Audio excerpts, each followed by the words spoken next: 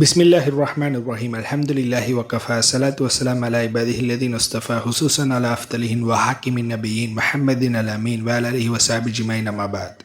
இறுதியில் மூசா அலைஹிஸ்ஸலாத்து வஸ்ஸலாம் அவர்களையும் அவர்களுடைய கவுமான பனு இஸ்ரவேலர்களையும் அல்லாஹு தஆலா ஃபிரௌனிடமிருந்து காப்பாற்றினான்.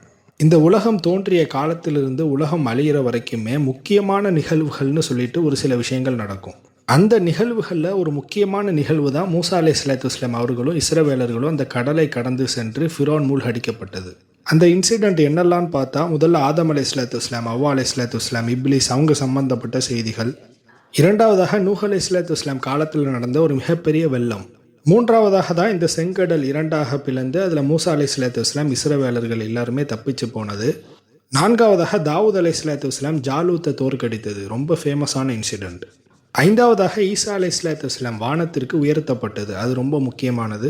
ஆறாவதாக நபிகள் நாயகம் ஸல்லல்லாஹு அலைஹி வஸல்லம் அவர்கள் மூலமாக கலப்படம் இல்லாத அல் குர்ஆன் இறங்கியது.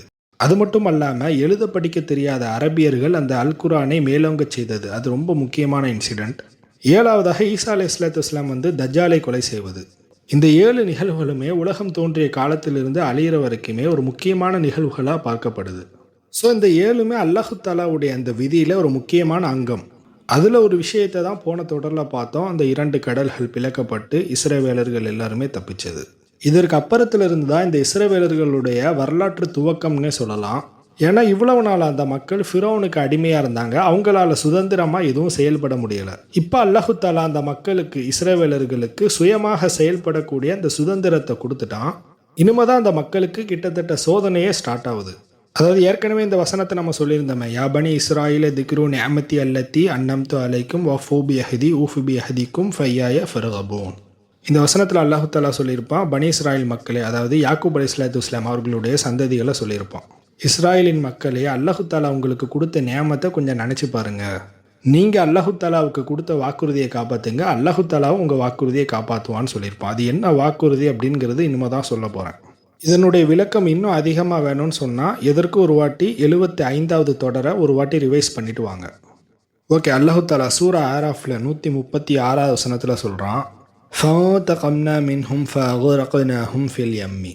அல்லாஹு தஆலா சொல்கிறான், நிச்சயமாக நாம் ஃபிரௌனையும் அவனுடைய படையினர்களையும் நாம் பழி வாங்கினோம், ஃபிரௌனையும் அவனுடைய படையினர்களையும் கடலில் மூழ்கடித்தோம். ஏன்னு சொன்னால், பி அன்னஹும் கத்தபு பி ஆயாத்தினா வகானு அன்ஹா காஃபிலீன்.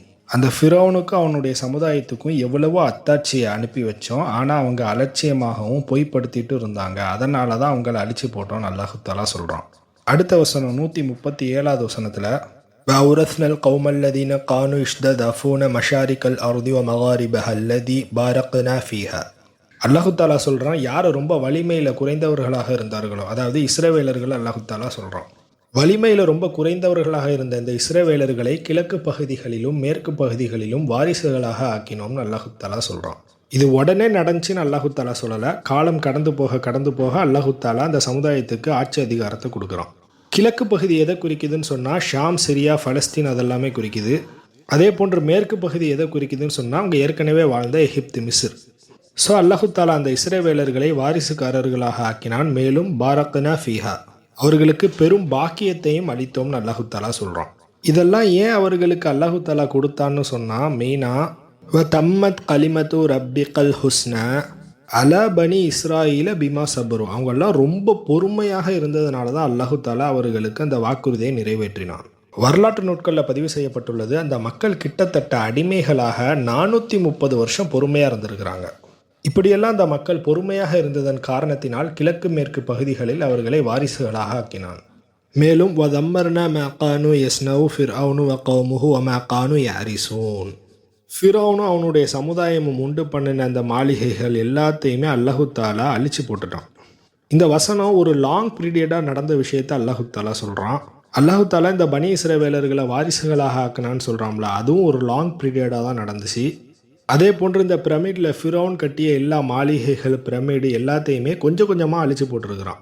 எப்படி அழிஞ்சிருக்குன்னு சொன்னால், எப்பவும் போல் எர்த்துக்வேக்கு, வெள்ளம் மூலமாக, அதே போன்று ஒவ்வொருத்தங்களும் அந்த பிரமிடில் இருக்கக்கூடிய எல்லா விஷயத்தையுமே கொள்ளடிச்சிட்டு போயிடுவாங்க. இப்படி கொஞ்சம் கொஞ்சமாக அந்த எகிப்திய சாம்ராஜ்யம் தரைமட்டமாகியது. இதை நம்ம காலத்துக்கு ஒப்பிடும்போது எப்படி பார்க்கணுன்னு சொன்னால், எப்படி அமெரிக்கா, ரஷ்யா ஒரு பெரிய சாம்ராஜ்யமாக இருந்து அழிஞ்சு போனால் எப்படி நமக்கு வியப்பாக இருக்கும். அதே போன்று அப்போ உள்ள காலங்களில் எகிப்து தான் மிகப்பெரிய வல்லரசு நாடாக இருந்தது. அல்லாஹு தாலா அந்த ஒட்டுமொத்த எம்பையரையுமே அழிச்சிட்டு இதற்கப்புறம் அல்லாஹு தாலா பனு இஸ்ரவேலர்களை தேர்ந்தெடுக்கிறான். சரி, இப்போது பனி இஸ்ரவேலர்கள் எகிப்திலிருந்து சிரியாவை நோக்கி பயணத்தை மேற்கொள்கிறாங்க. அந்த பயணத்தின் போது ஏற்படக்கூடிய சிறு சிறு நிகழ்வுகளை பற்றி பார்ப்போம். ஃபிரௌன் கடலில் மூழ்கடிக்கப்பட்ட பிறகு அந்த பனி இஸ்ரவேலர்களில் இருக்கக்கூடிய ஒரு சில பெண்கள், அந்த பெண்கள் கூட்டத்தில் குறிப்பாக மூசா அலைஹிஸ்ஸலாத்து வஸ்ஸலாம் அவர்களுடைய சகோதரியும் இருக்கிறாங்க. அந்த பெண்ணுடைய பெயர் மரியாம் அப்படின்னு சொல்லிட்டு நம்ம ஆல்ரெடி சொல்லியிருந்தோம். இந்த சகோதரி மரியாமும் அவங்கள சுற்றி இருக்கக்கூடிய பெண்கள் எல்லாரும் சேர்ந்து அல்லாஹு தாலாவை புகழ்ந்து பாட்டு படிக்கிறாங்க. ஒரு சில தப்ஸு இன்ஸ்ட்ருமெண்ட் அதெல்லாமே யூஸ் பண்ணி அவங்க பாட்டு படித்ததா செய்திகள் இருக்குது. அந்த கவிதைகளில் வரக்கூடியது அல்லாஹு தாலா எப்படி ஃபிரௌனெல்லாம் அழிச்சான், அங்கே உள்ள குதிரைகள்லாம் எப்படி செதறி போனது, இது எல்லாமே இந்த லைன்ஸில் வருது. நம்ம ஏற்கனவே ஷீத் அலைஹிஸ்ஸலாத்து வஸ்ஸலாம் அவங்களுடைய வரலாற்றை பார்க்கும்போது ஒரு சமூகம் எப்படி மியூசிக்கில் அடிமையாகி தப்ஸு ஃப்ளூட் இதெல்லாம் யூஸ் பண்ணி எப்படி வழிகேட்டின் பக்கம் சென்றது அப்படிங்கிறத பற்றி நம்ம சொல்லியிருந்தோம். ஆனால் இந்த மியூசிக் சம்மந்தமாக நம்ம இஸ்லாமிய அறிஞர்களுக்கு மத்தியிலே நிறைய கருத்துக்கள் இருக்குது. மியூசிக் கேட்கலாம் அப்படின்னு சொல்லக்கூடிய உலமாக்கள் அதற்கு எதை ஆதாரமாக எடுத்துகிட்டு வராங்கன்னு சொன்னால், சஹீஹுல் புகாரியில் 949வது செய்தியாக பதிவு செய்யப்பட்டுள்ளது. இது பார்த்திங்கன்னா ஆயிஷா ரலியல்லாஹு அன்ஹா அவங்க அறிவிக்கிறாங்க. இது பார்த்திங்கன்னா ஆயிஷா ரலியல்லாஹு அன்ஹா அவங்க வீட்டில் இதற்கு முன்னாடி அன்சாரிகளில் இருக்கக்கூடிய கவுஸு கஜ்ரஜ் இந்த 2 கூட்டம் உண்டு. அந்த 2 கூட்டத்துக்கும் அடிக்கடி போர் நடக்கும். அந்த போரை பற்றி அந்த சிறுமிகள் கவிதை பாடிட்டு இருந்தாங்க, ஒரு சில இன்ஸ்ட்ருமெண்ட்டு யூஸ் பண்ணிகிட்டு இருந்தாங்க. அந்த நேரத்தில் அபூபக்கர் சித்திக் ரலியல்லாஹு அன்ஹு அவங்க தன்னுடைய மகள் வீட்டுக்கு வராங்க. இப்போ அந்த 2 சிறுமிகள் அந்த மியூசிக் இன்ஸ்ட்ருமெண்ட்டை யூஸ் பண்ணி கவிதை பாடிக்கிட்டு இருக்கிறத பார்த்துட்டு உடனே கோவப்படுறாங்க. அல்லாஹுடைய தூதருக்கு முன்னாடியே சைத்தானுடைய இசை கருவிகளை நீங்கள் யூஸ் பண்ணுறீங்களே அப்படின்னு கோவப்பட்டுட்டு கேட்குறாங்க. இப்போது நபிகள் நாயகம் ஸல்லல்லாஹு அலைஹி வஸல்லம் அபூபக்கர் ரலியல்லாஹு அன்ஹு அவங்கள பார்த்துட்டு நீங்கள் விட்டு விடுங்க, இதை விட்டுருங்க அப்படின்னு சொன்னாங்க. இதே செய்தி முஸ்லீம்லேயே வருது. அதில் என்ன வந்திருக்குன்னு சொன்னால், கடைசியில் அவங்க என்ன சொல்லுவாங்கன்னா, ஒவ்வொரு சமுதாயத்துக்கும் ஒரு பெருநாள் உண்டு, இது நம்முடைய பெருநாள் அப்படின்னு சொல்கிறாங்க. இந்த செய்திகளை வைத்து இசையை கேட்பது அங்கீகரிக்கப்பட்டதுன்னு சொல்லிட்டு ஒரு சில உலமாக்கள் சொல்கிறாங்க. இந்த ஹதீதுகள் எல்லாமே சஹீஹான தரத்தில் இருந்தாலும் இதில் வரக்கூடிய மியூசிக் இன்ஸ்ட்ருமெண்ட் எல்லாமே இப்போ வரக்கூடிய இன்ஸ்ட்ருமெண்ட் கிடையாது. ஆனால் அப்போ இருக்கக்கூடிய தப்ஸு ஃப்ளூட்டு இதையுமே அபூபக்கர் சித்திக் ரலியல்லாஹு அன்ஹு இது சாத்தானுடைய கருவிகள்னு சொல்லியிருக்கிறாங்க. ஆனால் இப்போ இருக்கக்கூடிய இசைகளாக இருக்கட்டும், இந்த லிரிக்ஸு எல்லாமே மக்களை தவறான வழியில் அழைத்து செல்லக்கூடிய விதத்தில் தான் அமைந்திருக்க ஒழிய மக்களை சரியான வழியில் கொண்டு செல்லக்கூடிய விதத்தில் இல்லை. ஸோ இசை விஷயத்தில் தவிர்ந்திருப்பதே சிறந்தது. ஸோ அல்லாஹு தாலா ஃபிரௌனை அவனுடைய கூட்டத்தை அழித்த பிறகு மூசா அலைஹிஸ்ஸலாத்து வஸ்ஸலாம் அவங்களுடைய சகோதரிகள் எல்லாரும் சேர்ந்து அல்லாஹு தாலாவை புகழ்ந்து பாட்டு படிக்கிறாங்க. மேபி மூசா அலைஹிஸ்ஸலாத்து வஸ்ஸலாம் அவங்களுக்கு ஷரியத்து வழங்கப்படுவதற்கு முன்பு இது நடந்ததுனால அது அங்கீகரிக்கப்பட்டிருக்கலாம். சரி, இப்போ அவங்க பயணத்தை மேற்கொள்கிறாங்க. அது ஃபுல்லுமே எப்படின்னா டெசர்ட் ரீஜியனாக இருக்குது. இதற்கு முன்னாடி அவங்க எகிப்தில் அடிமையாக இருந்தாலும் அவங்களுக்கு கிடைக்க வேண்டிய உணவு தண்ணீர் எல்லாம் கிடச்சிக்கிட்டு தான் இருந்துச்சு. ஆனால் இப்போ அவங்க பயணத்தில் இருக்கும்போது அவங்க டெசர்ட்டில் நடந்து போனதுனால அவங்களுக்கு கடுமையான தாகம் ஏற்பட்டது. குடிக்கிறதுக்கு தண்ணீரே கிடைக்கல. கடைசி ஒரு வழியாக ஒரு இடத்துல கிடச்சிது. அந்த இடத்துடைய பேர் மர்ரா அப்படின்னு சொல்லுவாங்க. அந்த பெயர் எதனால் வந்துச்சுன்னு சொன்னால், அவங்க அந்த தண்ணீரை குடிக்கும்போது அந்த தண்ணீர் ரொம்ப கசப்பாக இருந்ததுனால அதை குடிக்கவே முடியலை. அதனால தான் அந்த இடத்துக்கு பெயர் மர்ரா அப்படிங்கிற பெயர் இருக்குது. இப்போ அந்த மக்கள் எல்லாருமே மூசா அலைஹிஸ்ஸலாத்து வஸ்ஸலாம் அவங்கள்ட்ட சொல்கிறாங்க, எங்களால் இந்த தண்ணீரை குடிக்கவே முடியலை, இந்த தண்ணீர் ரொம்ப கசப்பாக இருக்குது, நாங்கள் எகிப்தில் நல்லா தண்ணி குடிச்சிட்டு இருந்தோம், ஆனால் நீங்கள் இங்கே கூப்பிட்டு வந்து கஷ்டப்படுத்திட்டு இருக்கிறீங்க அப்படின்னு சொன்னாங்க.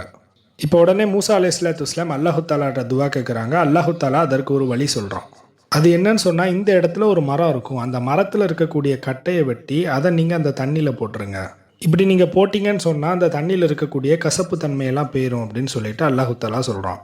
இப்போ இதன் அடிப்படையில் மூசா அலைஹிஸ்ஸலாத்து வஸ்ஸலாம் அந்த மரக்கட்டையை வெட்டி அந்த கட்டைகளை ஃபுல்லாக அந்த தண்ணீரில் போடுறாங்க.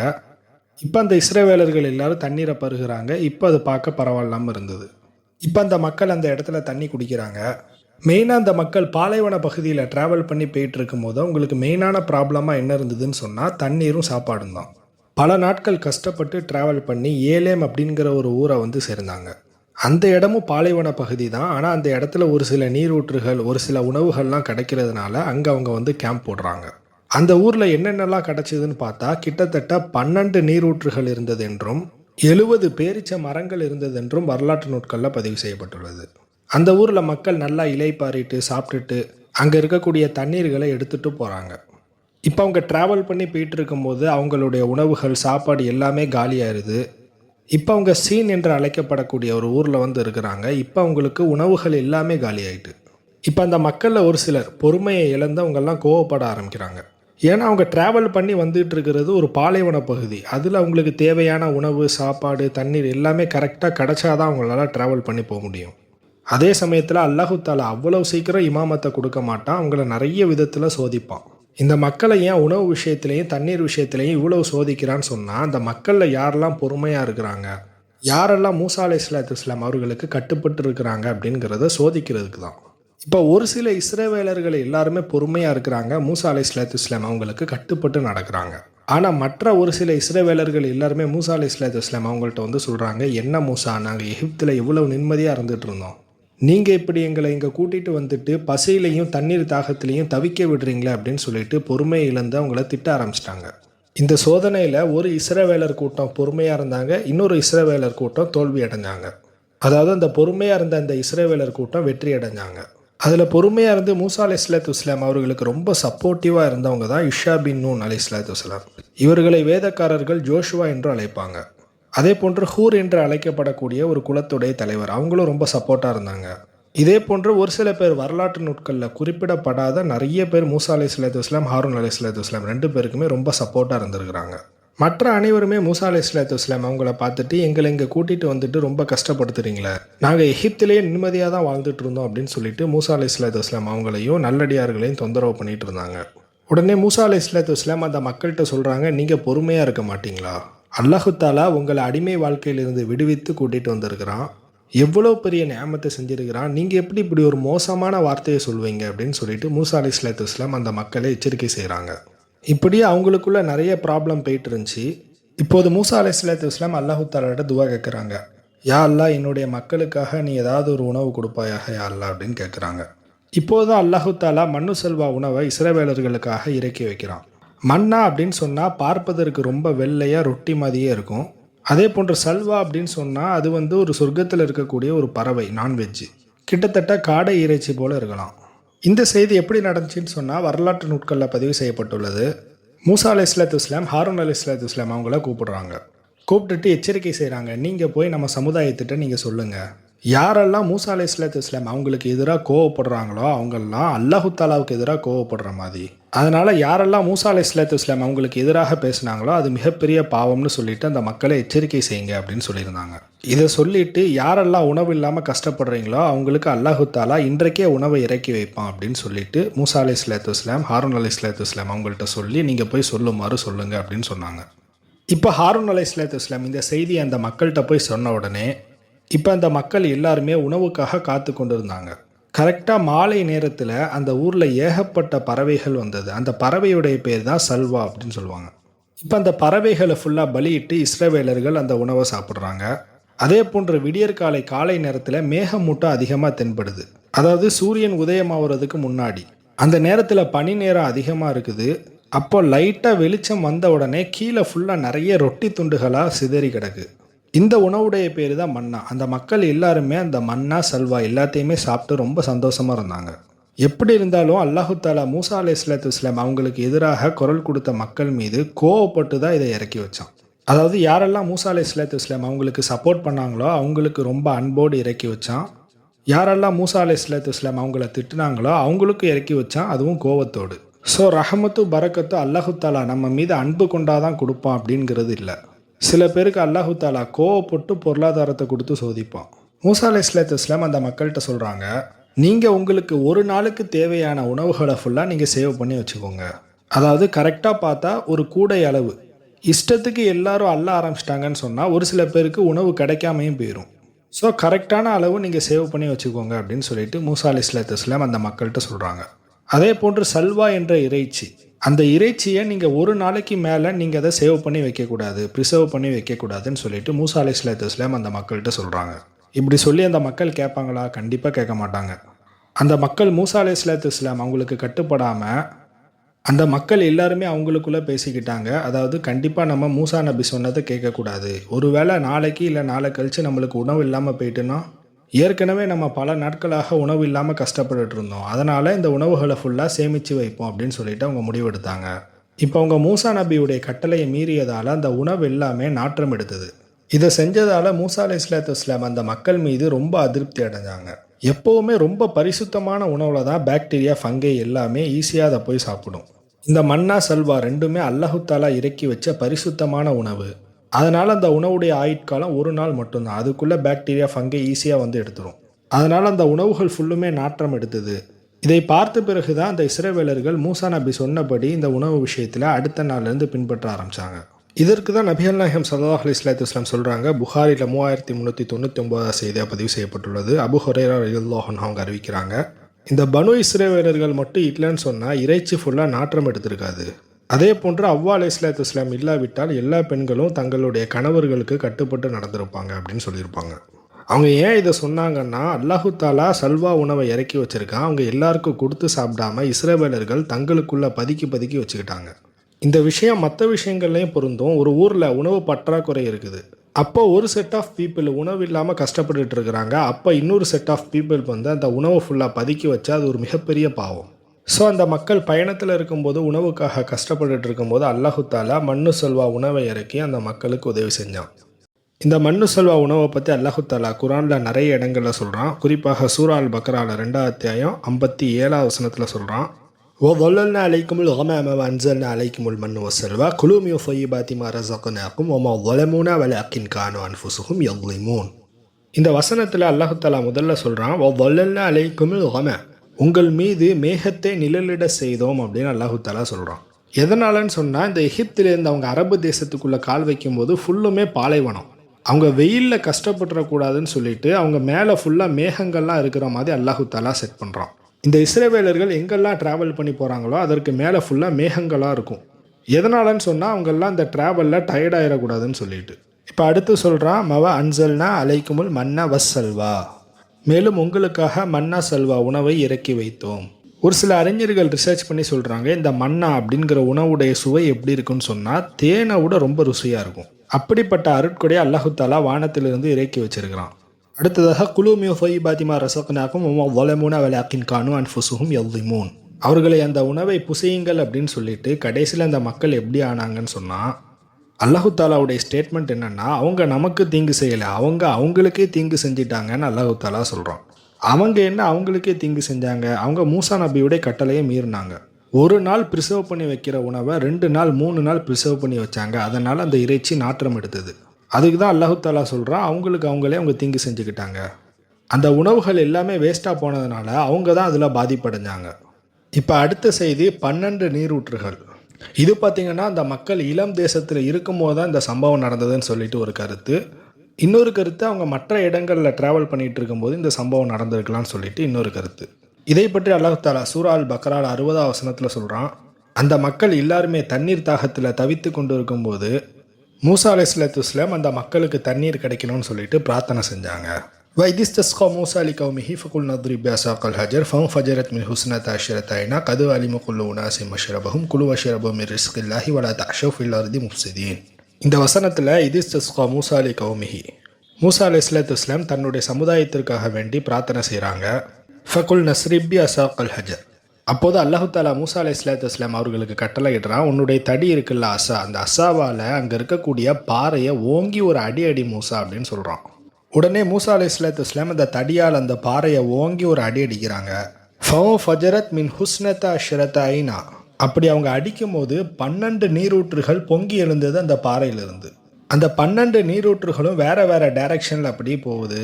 இஸ்ரவேலர்கள் சமுதாயத்தில் மொத்தம் 12 குளம்னு நம்ம சொல்லியிருந்தோம். எதனால் 12 நீரூற்றுகளும் பொங்கி வேற வேற டைரக்ஷனில் போகுதுன்னு சொன்னால், இப்போ எடுத்துக்காட்டாக சொல்லணும்னா ஒரே ஒரு நீரூற்று மட்டும் பொங்கி ஒரே டைரக்ஷனில் மட்டும்தான் அந்த நீர் போகுது. இப்போ இந்த இஸ்ரவேலர்கள் கூட்டம் கிட்டத்தட்ட 10 லட்சம் பேருக்கு மேலே இருந்தாங்க. அவங்க எல்லாருமே ஒரே கியூவில் நின்றாங்கன்னா டக்குன்னு அவங்க எல்லாருமே குடிச்சு முடிக்க முடியுமா? தேவையில்லாத சண்டை ப்ராப்ளம் அதெல்லாம் வரும். சாதாரணமாக நம்ம காலையில் எழுந்துச்சி தண்ணி பிடிக்க போனோம்னு சொன்னால் அங்கே பெண்களுக்குள்ளெல்லாம் கொலா சண்டை நடக்கும்லா. கூட்டம் ரொம்ப கம்மியாக இருக்கும் போதே சண்டை நடக்கும். அப்படி இருக்கும்போது 12 குளமுமே ஒரே கூட்டத்தில் நின்றனா கண்டிப்பாக ஒரு பெரிய பஞ்சாயத்தே ஆயிரும். அதே சமயத்தில் அந்த தண்ணீரையும் ஒழுங்காக குடிச்சு முடிக்க முடியாது. அதனால் அல்லாஹு தாலா 12 குளத்துக்குமே தனித்தனி சேனலாக மொத்தம் 12 சேனல் அல்லாஹு தாலா பிரித்து ஓட வைக்கிறான். இப்போ ஒவ்வொரு குளத்தில் உள்ளவங்களும் ஒவ்வொரு சேனலில் வந்து தண்ணி பிடித்து குடிக்கிறாங்க. கது அலிம குல்லு உனாசிம் மஷ்ரபஹும், நிச்சயமாக ஒவ்வொரு கூட்டத்தாரும் ஒவ்வொரு குடிநீர் துறையை அறிந்து கொண்டாங்கன்னு அல்லாஹு தாலா சொல்கிறான். குலு வஷ்ரபு மிர் ரிஸ்கில்லாஹி வலா தஹ்ஷவ் ஃபில் அர்தி முஃப்ஸிதீன். அல்லாஹு தாலா கொடுத்தவற்றிலிருந்து நீங்கள் சாப்பிடுங்க, பருகுங்க. ஆனால் ஒருபோதும் பூமியில் சண்டை செஞ்சுட்டு, அதாவது குழப்பம் செஞ்சுட்டு இருக்கிறாதீங்கன்னு அல்லாஹு தாலா சொல்கிறான்.